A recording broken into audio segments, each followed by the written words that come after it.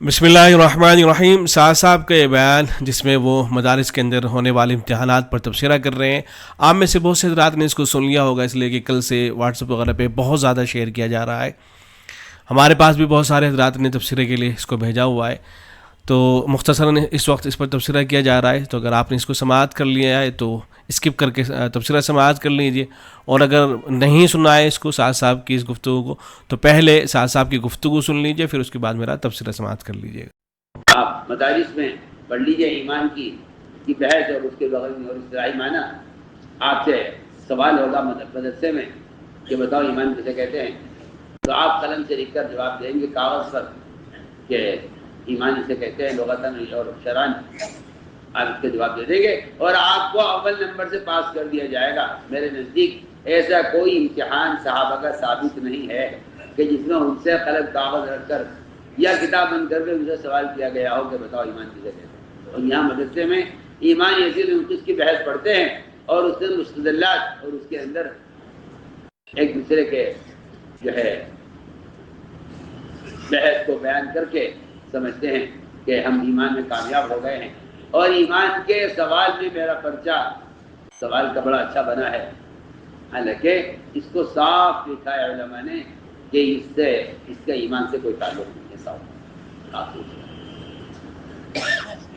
اب الفاظ کی بحث کو علم سمجھنا، الفاظ کی بحث کو اور الفاظ کے بیان کرنے کو ایمان سمجھنا، اس سے ایمان کا کوئی تعلق نہیں۔ اس سے ایمان کا مجھے کوئی ثابت کر دے کہ صحابہ سے ایمان کے بارے میں سوال کیا گیا ہو اور صحابہ نے کئی لغتاً شرعاً اصطلاحی معنی کہیں بیان کیا ہوں صحابہ نے ایمان کے کئی ثابت کیا۔ حضور اکرم صلی اللہ علیہ وسلم کے یہاں آپ صلی اللہ علیہ وسلم کے یہاں صحابہ کو ایمان عمل کے ذریعے سکھلایا جاتا تھا، عملی طور پر ایمان سکھلایا جاتا تھا۔ عجیب بات ہے، ایمان عملی طور پر سکھلایا جاتا تھا اور پھر اس ایمان کا عملی امتحان ہوتا تھا، نہ تقریری امتحان ہوتا تھا نہ تحریری ہوتا تھا، کچھ نہیں۔ مدارس میں تقریری تحریری ایمان کا، میں تو بے تکلف آپ کو کہہ رہا ہوں، مدارس میں تقریری تحریری ایمان کا کوئی تعلق صحابہ کرام کے زمانے کے امتحان سے، اور قرآن کی آیات اور احادیث بتا رہی ہیں کہ کہیں ثابت نہیں ہے کہ تقریری یا تحریری امتحان کہیں ہوا ہو، کہیں ثابت نہیں۔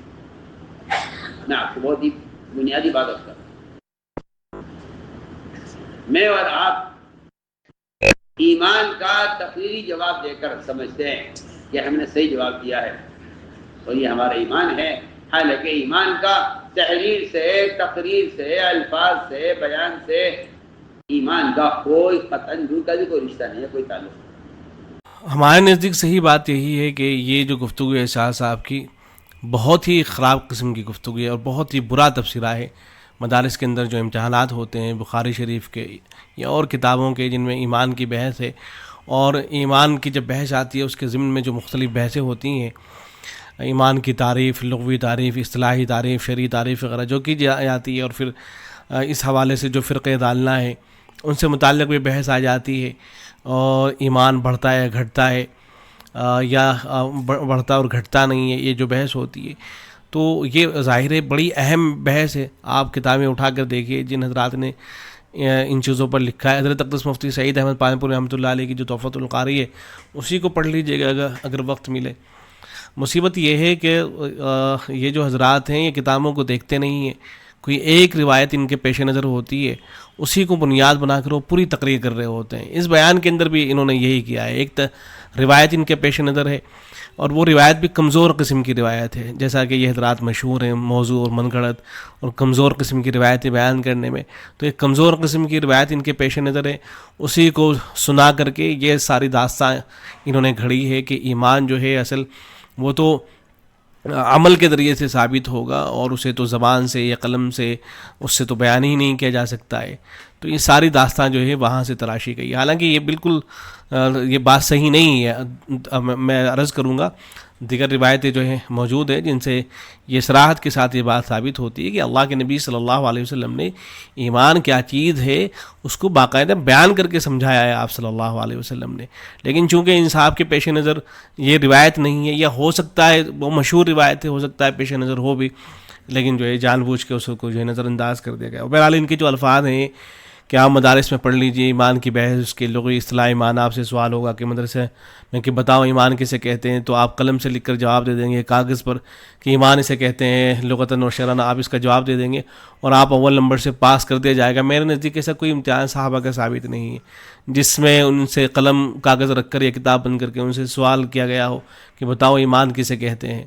تو بھائی یہ دعویٰ کون کرتا ہے؟ آج تک آپ نے کسی عالم دین سے، کسی طالب علم سے یہ بات سنی کہ وہ کہتا ہو کہ صحابہ کرام اسی طرح سے امتحان دیا کرتے تھے؟ یہ تو ہر کوئی جانتا ہے. لیکن آپ کو یہ کیا مصیبت آن پڑی ہے کہ کاغذ قلم سے آپ کو اتنی دشمنی ہو گئی ہے کہ جہاں کہیں لکھنے پڑھنے کی بات آ جاتی ہے آپ اس کے پیچھے پڑ جاتے ہیں کہ تو صحابہ کرام کے زمانے میں نہیں ہوا کرتا تھا. صحابہ کرام کے زمانے میں آپ کے یہاں جو تشکیل کے وقت لکھا جاتا ہے، نام لکھوائے جاتے ہیں، وہ ہوا کرتا تھا.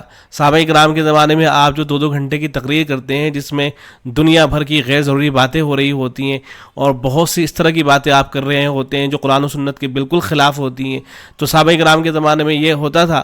2-2 گھنٹے کی تقریریں ہوا کرتی تھی صحابہ کرام کے زمانے میں. آپ حضرات کا یہ جو طریقہ ہے تبلیغ جماعت کا جو مروج طریقہ ہے صحابہ کرام کے زمانے میں موجود تھا. ہفتے کے جو 2 گشت ہوتے ہیں، ایک محلے کا اور ایک دوسرا، اس کا جو مخصوص طریقہ ہے. کچھ لوگ مسجد میں بیٹھ جاتے ہیں، کچھ لوگ ملاقات کے لیے چلے جاتے ہیں، ان میں سے ایک امیر بن جاتا ہے، ایک متکلم بن جاتا ہے. یہ صحابہ کرام کے زمانے میں اس طرح سے ہوا کرتا تھا. 3 دن کے لیے جماعت میں جانا، 40 دن کے لیے جانا اور اسی طرح سے دوسرے اعمال کرنا، یہ ہوا کرتا تھا صحابہ کرام کے زمانے میں بعین ہی اسی طرح سے. ظاہر اس طرح سے نہیں ہوتا تھا، بلکہ یہ تو بعد میں چل کر جو بزرگان دین تھے انہوں نے مختلف روایتوں کو سامنے رکھ کر ایک نقشہ جو ہے تیار کر کے دیا کہ بھئی ہم اس کو زیادہ مفید خیال کرتے ہیں، یا زیادہ مناسب معلوم ہوتا ہے تو آپ اس طرح سے کر لیجئے. تو جب ہم وہاں جو ہے اس کے بارے میں یہ کہہ رہے ہیں کہ ٹھیک ہے اس میں کوئی حرج کی بات نہیں ہے، تو اتنے سارے کام جو صحابہ کرام کے بعد ہوئے ہیں، چاہے وہ لکھنا پڑھنا ہو، قرآن مجید کو جو ہے جو آج ہمارے یہاں جس شکل کے اندر موجود ہے، سلمان ندوی کو دیکھ لیں نا آپ، اس آدمی نے یہی تو فتنہ کھڑا کیا کہ قرآن مجید جو ہمارے پاس پاروں کی شکل میں، یہ تو صحابہ کرام کی زندگی میں موجود نہیں تھا. تو اس طرح سے کتنے فتنے جو ہے کھڑے ہو جائیں گے. بخاری شریف صحابہ کرام کی زندگی میں نہیں ہے، مسلم شریف صحابہ کرام کی زندگی میں نہیں ہے، جتنی بھی کتابیں لکھی گئی ہیں وہ صحابہ کرام کی زندگی میں نہیں ہے. آج جس طریقے سے مدارس کام کر رہے ہیں بعین ہی یہ طریقہ جو ہے صحابہ کرام کی زندگی میں موجود نہیں ہے. دنیا بھر کے اندر جو اس وقت دعوت کے کام ہو رہے ہیں یا پڑھنے پڑھانے کے کام ہو رہے ہیں بعین ہی یہ ساری چیزیں ظاہر ہیں اسی طریقے سے انہی نقشوں کے ساتھ آپ کو صحابہ کرام کی زندگی میں کہاں ملیں گی. تو اس کا تو کوئی دعویٰ ہی نہیں کر رہا ہے. تو جب دعویٰ نہیں کیا جا رہا ہے تو آپ یہ سوال کیوں کر رہے ہیں کہ میرا نزدیک کوئی اس طرح کا امتحان ثابت نہیں؟ اس طرح کی باتیں کیوں کی جا رہی ہیں؟ بتاؤ ایمان کسے کہتے ہیں؟ آپ یہاں مدرسے میں ایمان یزید و انقص کی بحث پڑھتے ہیں، اس کے مستدلات ایک دوسرے کی بحث کو بیان کر کے سمجھتے ہیں کہ ایمان میں کامیاب. کون کہتا ہے یہ؟ کسی عالم دین کو تو چھوڑ دیجئے، آپ نے آج تک کسی طالب علم کی زبان سے سنا کہ وہ یہ کہتا ہو کہ میں امتحان میں ایمان کی بحث لکھ کے آ گیا ہوں اس لیے میں ایمان کے اندر کامیاب ہو گیا ہوں؟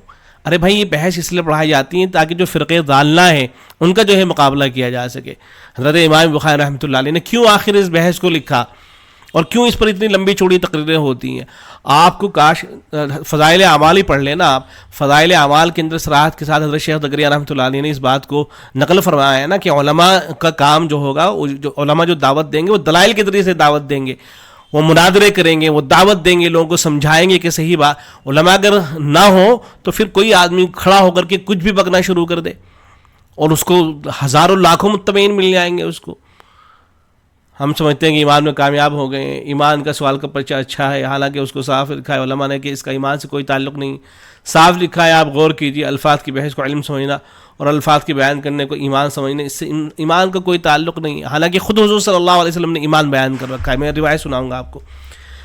مجھے کوئی ثابت کر دے کہ صحابہ سے ایمان کے بارے میں سوال کیا گیا اور صحابہ نے کہیں لغتاً شرعاً اصطلاحاً بیان کیے ہوں، کہیں ثابت نہیں ہے. میں ابھی سنا رہا ہوں آپ کو. آپ صلی اللہ علیہ وسلم کے یہاں صحابہ کو ایمان عمل کے ذریعے سکھلایا گیا. عملی تو یہ ان کے سامنے روایت ہے اصل عمل والی، تو بس وہ یہی تقریر کیے جا رہے ہیں، ان کے سامنے دوسری روایتیں ہیں ہی نہیں ہیں. عملی طور پر ایمان سکھلایا جاتا تھا. عجیب بات ہے, ایمان عملی طور پر سکھلایا جاتا تھا اور پھر اس ایمان کا عملی امتحان ہوتا تھا. نہ تقریری امتحان ہوتا تھا, نہ تحریری امتحان ہوا کرتا تھا, کچھ نہیں. مدارس میں تقریری تحریری امتحان تو آپ سے بے تکلف عرض کر رہا ہوں صحابہ کرام کے زمانے سے, اور قرآن کی آیات سے اور احادیث بتا رہے ہیں کہ کہیں ثابت نہیں کہ تقریری تحریری امتحان کہیں ہوا ہو, کہیں ثابت نہیں ہے. آپ کو بہت ہی بنیادی بات بتلا رہا ہوں, غلط بات بتلا کر جو ہے کہتے ہیں کہ بہت ہی بنیادی بات آپ کو بتلا رہا ہوں. آپ ایمان کا تقریری امتحان دے کر سمجھتے ہیں کہ ہم نے صحیح جواب دے دیا ہے اور یہ ہمارا ایمان ہے, حالانکہ ایمان کا تحریر تقریر سے الفاظ بیان کرنے سے ایمان کا قطعاً دور کا کوئی رشتہ نہیں ہے. حالانکہ کوئی یہ بات نہیں کہتا ہے. بیچارے طلبہ, آپ نے پڑھا ہو مدرسے کے اندر تو آپ کو پتہ ہوگا کہ جو دورہ حدیث کے طلبہ ہوتے ہیں وہ صبح سے لے کے شام تک صرف اللہ اور رسول صلی اللہ علیہ وسلم کی باتیں ہی ہو رہی ہوتی ہیں, وہاں حدیث سنائی جا رہی ہوتی ہے. صبح سے رات ہو جاتی ہے, فجر کے بعد سے درس ہونا شروع ہو جاتا ہے اور رات ہو جاتی ہے, مستقل پڑھنا پڑھانا ہو رہا ہوتا ہے. اللہ کے نبی صلی اللہ علیہ وسلم کا ذکر مبارک اور کوئی دوسری چیز ہوتی ہی نہیں ہے. تو ان حضرات کو ایمان کے بارے میں نہیں پتہ ہے. ایمان کیا ہے اگر انہی کو نہیں پتہ ہے تو پھر کسے پتہ ہے ایمان کے بارے میں؟ تو ساری کی ساری. اچھا یہ جو بحث ہے, اچھا یہ بحث ہو سکتا ہے یہ آدمی جو ہے ہم تھوڑی دیر کے لیے مان لیں کہ اپنی گفتگو بیان کرنے میں مخلص ہو آدمی, تو آدمی دوسرے الفاظ میں مناسب الفاظ استعمال کر سکتا ہے, دوسری تعبیریں بھی اختیار کی جا سکتی ہیں. اس طرح کی تعبیریں اختیار کرنا کہ جن سے مدارس کے اوپر زد پڑتی ہو اور مدارس کا جو موجودہ نظام ہے اس کی تنقیص لازم آتی ہے, اس طرح کی گفتگو کرنے کی ضرورت ہی کیا ہے؟ بارہا علماء کی طرف سے آپ کو سمجھانے کی کوشش کی جا رہی ہے, آپ کیوں سننے کے لیے تیار نہیں ہوتے ہیں؟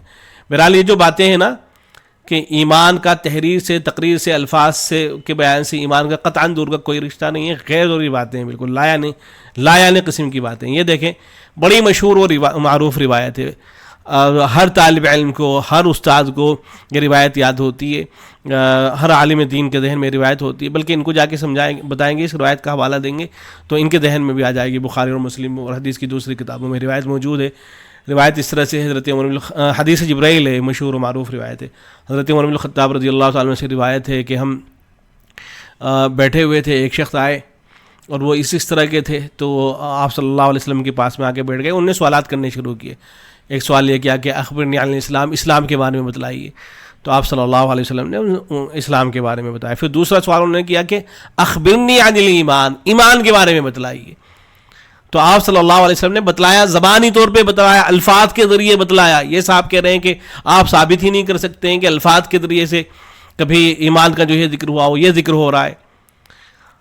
تو پوچھا گیا کہ اخبرنی عن الایمان, ایمان کے بارے میں بتلائیے. تو آپ صلی اللہ علیہ وسلم نے ارشاد فرمایا ان تؤمن باللہ, کہ ایمان یہ ہے کہ آپ اللہ پر ایمان لائیں, اس کے فرشتوں پر ایمان لائیں, اس کی کتابوں پر ایمان لائیں, اس کے رسولوں پر ایمان لائیں اور یوم آخرت پر ایمان لائیں اور تقدیر پر ایمان لائے, اچھی اور بری تقدیر کے اوپر ایمان لائے. تو حضور صلی اللہ علیہ وسلم نے لفظوں کے ذریعے جو ہے بتلایا ہے, یہ ایمانی تو سکھلایا ہے. اور آخر جو روایت ہے اس کا آخر ٹکڑا یہ ہے کہ آپ صلی اللہ علیہ وسلم نے پوچھا یہ کہ یہ جو سائل تھے کون تھے؟ تو حضرت عمر نے فرمایا کہ اللہ اور رسول بہتر جانتے ہیں. تو آپ صلی اللہ علیہ وسلم نے فرمایا کہ فإنہ جبرائیل اتاکم یعلمکم دینکم, کہ جبرائیل تھے اور یہ تمہیں تمہارا دین سکھلانے کے لیے آئے تھے. تو حضور صلی اللہ علیہ وسلم تو باقاعدہ ایمان سکھلائیں, ایمان کے بارے میں بتلائیں, لفظوں کے ذریعے بتلائیں. اور یہ صاحب تقریر کرنے میں لگے ہوئے ہیں کہ نہیں, کوئی ثابت ہی نہیں کر سکتا ہے, کہیں سے ثابت ہی نہیں ہو سکتا ہے کہ لفظوں کے ذریعے جو ہے ایمان سکھلایا گیا ہو. تو بس یہی مسئلہ ہے, کوئی ایک روایت ان کے سامنے ہوتی ہے, بلکہ بعض مرتبہ تو ایسا کر رہے ہوتے ہیں کہ روایت سنا کے بالکل اس سے غلط استدلال کر رہے ہوتے ہیں. یہ ہے کہ ایسا بھی ہوتا ہے کہ روایت کے اندر مضمون جو چل رہا ہوتا ہے اسی کی مخالفت کر رہے ہوتے ہیں. اسی لیے ان کے اس بیان پر اہل علم کی طرف سے بہت سخت تبصرے ہوئے ہیں. یہ دیکھیں کسی نے لکھا ہے کہ سعد کاندھلوی کی تازہ ہرزہ سرائی, سعد کاندھلوی کی تازہ ہرزہ سرائی نے ایک بار پھر اس کے فتنے و ضلالت کا پردہ چاک کر دیا ہے. بہت سخت الفاظ ان صاحب نے استعمال کیے ہیں. مدارس دنیا میں ایمان و عقائد کے باب میں جو دقیق اور عمیق مباحث ایمانیہ صدیوں سے علماء ربانیین کے یہاں زیر تدریس رہے ہیں, جن میں ایمان کی کمی بیشی کے علمی تحقیقات اور الفاظ و معنی کی باریکیاں شامل ہیں, انہیں ایمان سے یکسر لا تعلق قرار دینا ایک نہایت ہی گھناؤنا اور شرمناک دعویٰ ہے. یہ جسارت اس کے جہل و کم علمی کا اعلیٰ نمونہ ہونے کے ساتھ ساتھ ایمان کے اساس پر حملہ اور جمہور علماء محدثین کی تجہیل و تحقیر بھی ہے۔ اس سے قبل بھی سعد کاندھلوی کے اقوال و افکار میں انبیاء علیہ السلام کی تنقیص و تحقیر کے پہلو سامنے آ چکے ہیں، جن کی بنیاد پر اس کے گمراہ کن افکار و خیالات کے خلاف ملک و بیرون ملک کے مایہ ناز دارالفتاؤں کے فتاوی بھی صادر ہو چکے ہیں۔ اس کے باوجود اس کی فتنہ انگیزی روز افزوں ہے، ہر روز نیا شگوفہ چھوڑنا اس کا محبوب مشغلہ بن چکا ہے۔ حالیہ وائرل آڈیو سے یہ حقیقت روز روشن کی تلاش کا ہو گئی ہے کہ سعد کاندھلوی ایک سنگین فتنے کی صورت اختیار کر چکا ہے۔ اس کے بیانات میں جہاں انبیاء کرام علیہ السلام کے مقام و مرتبہ کو مجروح کرنے کی جسارت ملتی ہے، وہیں مدارس دینیہ اور علماء حقہ اور ان کی لازوال و انمٹ علمی دینی و دعوتی خدمات کو عوام کی نگاہوں میں مشکوک اور بے وقعت بنانے کی ایک منظم گھناؤنی سازش بھی مضمر ہے۔ یہ بات بالکل صحیح ہے۔ ان صاحب کی گفتگو سے صاف طور پر یہ معلوم ہوتا ہے کہ مدارس کو یہ کسی درجے میں نہیں رکھتے ہیں۔ زیادہ بس یہ کہ ٹھیک ہے، ہو سکتا ہے وہ اچھا کام ہو، لیکن جب تک کہ ان کے کام سے وابستہ نہ ہو تب تک کہ مدارس کی کوئی حیثیت ان کے یہاں نہیں ہے۔ افسوس ہے کہ تاحال اکابر علماء کی طرف سے بروقت متحدہ و منظم گرفت سامنے نہ آ سکی جس کی سخت ضرورت تھی۔ یہی وجہ ہے کہ وہ خود بھی دندناتا پھر رہا ہے اور اس کے اندھے متبعین اس کے ہر بحث اور بابات کو وہی منزل سے کم تر نہیں سمجھتے۔ علیہ باللہ آپ دیکھ لیجئے گا، اس کی ان ساری چیزوں کی اعتراض جو ہے تعویل کرتے ہیں کچھ نہ کچھ کہہ کر کے کہ نہیں، حالانکہ اگر تعویل کرنے کی کوشش بھی کی جائے تب بھی وہ تعویل، بلکہ یہ تو خود صاحب اس طرح کے ہیں۔ ایک دوسرا بیان تھا صاحب کا، اس میں جو حضرات تعویلیں کرتے ہیں انہی کو برے الفاظ سے یاد کر رہے ہیں، انہی پہ تفسیریں کر رہے ہیں کہ تعویل کرنے سے تو یہی ہوتا ہے۔ اگر صورتحال یہی رہی اور دین و شریعت میں ضلالت آمیز منمانی تعویلات کے غیر متناہی دہانے کو پوری قوت کے ساتھ بند نہ کیا گیا تو خدشہ ہے کہ دعوت تبلیغ کے مبارک لوادے میں اس کا باطل فتنہ بھولے بھالی اور معصوم عوامی اذہان کو گمراہی کے اندھیروں میں دھکیل دے گا۔ دعوت تبلیغ کی مقدس تحریک اپنے جوہر میں اخلاص و ایثار اور سادہ دعوت کی آئینہ دار ہے، جبکہ سعد کاندھلوی کا مسلک و منہج اس سے سراسر متصادم اور منافی ہے۔ وہ اس عالمگیر تحریک کا خادم نہیں بلکہ اس کے وجود پر بدنما داغ اور جگہزائی کا باعث ہے۔ اس کی حمایت میں سب بستہ مفاد پرست بعض عناصر دراصل شخصیت پرستی اور اندھی تقلید کے اسیر ہیں، نہ کہ جماعت کے خیر خواہ یا دین کے مخلص داعی۔ وقت کا تقاضا ہے کہ تبلیغ جماعت کے دامن کو اس فتنہ پرور و گمراہ شخص سے پاک کیا جائے اور اس کے باطل افکار کی جڑ کاٹ دی جائے۔ یہ فتنہ جتنی تاخیر سے دبایا جائے گا اتنا ہی زیادہ پھیل کر ناصور کی شکل اختیار کرے گا۔ اکابر علماء خصوصاً حضرت مولانا سید ارشد مدنی دامت برکاتہ العالیہ جیسے جلیل قدر اور بااثر مشائخ سے گزارش ہے کہ وہ اس فتنہ پرور شخص کی کھلم کھلا سردنش اور گوش مالی فرمائے تاکہ امت کو اس کے شر و ضلال سے محفوظ کیا جا سکے۔ اگر آج اہل علم متحد ہو کر اس فتین کی بہکنی کے لیے کمر بستہ نہ ہوئے تو کل یہ وبا اس حد تک عام ہو جائے گی کہ اس کا سد باب نہایت دشوار ہو جائے گا۔ ابو اسامہ الحنفی کے تحریر ہے، اس تحریر سے اتفاق ضروری نہیں ہے۔ جو سخت الفاظ استعمال کیے گئے ان سے ضروری نہیں کہ اتفاق کیا جائے، لیکن بہرحال توجہ کی بہت زیادہ ضرورت ہے۔ یہ بھی کسی صاحب کی تحریر ہے جس میں انہوں نے جانب توجہ دلائی ہے کہ آپ بلائے گئے یا پھر زبردستی چلے گئے۔ یہ اشاروں میں گفتگو کرتے ہیں، صاف نہیں لکھتے ہیں، اور ایک مرتبہ نہیں کئی مرتبہ اور مختلف جگہ صرف اس لیے کہ آپ کے پاس سند نہیں ہے۔ پھر بھی سند دینے کے لیے تو جو آپ کے سامنے آپ سے اچھی احادیث کی عبارت پڑھ رہے تھے، کیا وہ سب نیا اہل تھے؟ کیا انہیں بغیر جانچے پرکھے ان کے اساتذہ نے آپ کے سامنے بٹھا دیا تھا کہ انہیں ہم نے پرکھا نہ ان کا امتحان لیا ہے؟ بس ایسے ہی گلی محلے میں گھوم رہے تھے، سفید کپڑے پہنا کر آپ کے سامنے لا کر بٹھا دیا اور آپ کے ذمہ کام لگا دیا کہ ان نااہلوں کی کتب احادیث کی تکمیل کر دیجیے، اور آپ نے کروا بھی دی۔ آپ کو پتہ ہے کہ ایسا نہیں ہوا ہوگا، بلکہ ان کے اساتذہ نے امتحانات لے کر انہیں قابل بنایا ہوگا۔ اب آپ کے اساتذہ کے اس عمل کو کیا کہیں، لا یعنی بیکار، حرام، مکروہ، کوئی نہ کوئی حکم ضرور لگا دیجیے تاکہ آئندہ آپ کو جب بھی بلایا جائے تو آپ کے سامنے نااہلوں سے ہو جائے۔ بہرحال مفاد پرست حیران ہے کہ آپ امتحانات کے خلاف ہیں، حالانکہ مفاد پرستوں کا سب سے بڑا امتحان دسترخوان پر روز ہوتا ہے کہ کیا کھائے اور کیا چھوڑے، کیونکہ ان کے سامنے کی ہر لذیذ غذا سوال نشان ہوا کرتی ہے۔ بہرحال یہ ایک صاحب کا تبصرہ ہے، دیکھیں انہوں نے کتنی دکھ بھرے انداز میں تبصرہ کیا ہے کہ پہلے تبلیغ جماعت سے دور رہنے میں اپنی کمی کا احساس ہوتا تھا، لیکن اب یہی دوری خوبی محسوس ہو رہی ہے۔ تو آپ کی اس طرح کی گفتگو سے لوگ جو ہیں وہ تبلیغ جماعت سے جو ہے دور ہوتے جا رہے ہیں۔ اللہ تبارک و تعالیٰ آپ کو ہدایت سے سرفراز کرے۔ السلام علیکم۔